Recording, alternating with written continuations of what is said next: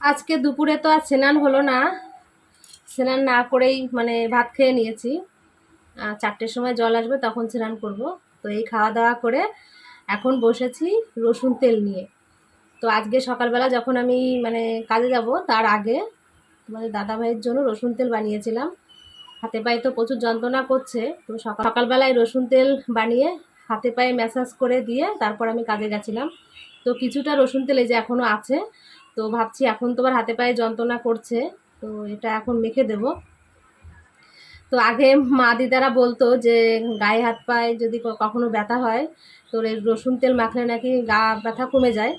তো সেজন্য আজকে মনে পড়লো কথাটা, তাই টুক করে বানিয়ে ফেললাম।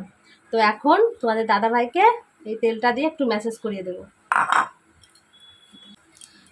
ভালো লাগছে ম্যাসাজ করে? এভাবে দিলে ভালো লাগে। হ্যাঁ, তোমার তো ভালো লাগে, আর আমার যে কত কষ্ট হয় সে আমি জানি। সকাল থেকে এখনো বসতে পারিনি, সকাল থেকেই 2 হাত দিয়ে কত কষ্টের কাজ করতে হয়। তারপর বাড়িতে তো আছেই, বাড়ির কথা বাদই দিয়েছি। তারপর যেটুকু একটু বিশ্রাম করব, সেই বিশ্রাম টাইমে এরকম ম্যাসাজ করলে মানে কতটা কষ্ট হয় আমার। হাতে তো বিশ্রামই পায় না, তারপরে হাতের শিরাগুলো একদম ফুলে যায়, এতটা যন্ত্রণা করে। তবু আর কি করব, করতে তো হবেই, কিছু করার নেই। দেখি না ভগবান আমাকে কতটা কষ্ট দিতে পারে। সমস্ত কষ্ট আমি এখন সহ্য করে নিয়েছি,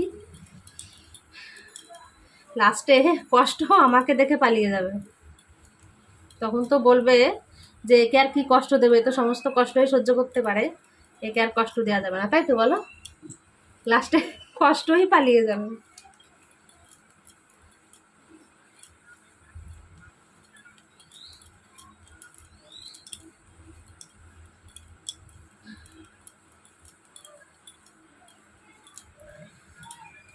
আমার হাতের শিরাগুলো ফুলে যায়, দেখো অবস্থা এভাবে ফুলছে, দেখো কাজ করতে করতে।